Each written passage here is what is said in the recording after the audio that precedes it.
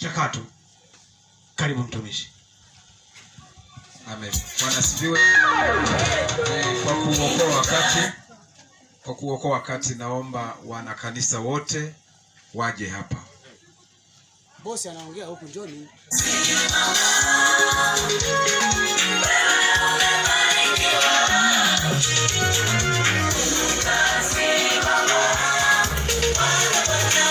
Wana kanisa wote mahali ulipo, unajua ni mwana EAGT Mlima wa Moto Ntunguru.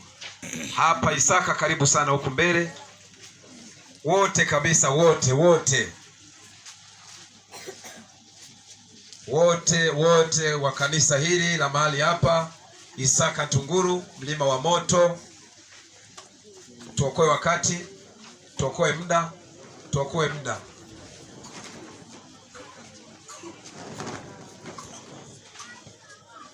Amen. Bwana Yesu asifiwe. Amen. Naona bado wengine, njoni wote kabisa wana kanisa, usikae huko. Wana kanisa wote njoni, amtoe hela anatoa huku mtumishi. Wewe mbona hauji? Amen. Bwana Yesu asifiwe. Amen. Kwanza kabisa katika tukio hili sisi kama kanisa tulikuwa tumechangia kiasi cha simenti mifuko 20.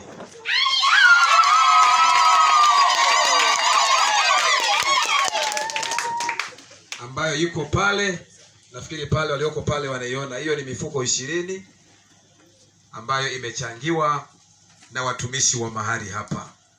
Bwana Yesu asifiwe sana. Amen. Huo ni mchango wa kanisa kwa ujumla. Lakini wakati huu sasa naomba nikaribishe msemaji upande wa vijana, lakini pia msemaji ambaye amekuja kwa ufupi sana ili kuruhusu mambo mengine yaendelee. Upande wa kwaya, upande wa wamama, lakini pia upande wa wababa na baadaye mashemasi. Amen. Bwana asifiwe sana. Amen. Basi naomba niende moja kwa moja. Tuanze na hapa kanisani tuna kwaya moja inaitwa MMCI, yani Mlima wa Moto kwaya Isaka. Basi naomba nikaribishe watumishi hao MMCI Isaka. Karibuni sana. Aliandaliwa msemaji kwa maneno mafupi juu ya harakati ya utekelezaji wa jambo hili. Amina. Bwana Yesu asifiwe. Mimi ni kama mwenyekiti na wakilisha kwaya.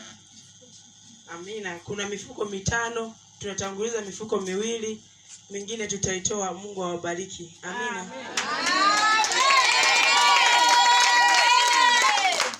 Iko pale nadhani pale wataiona. Amina.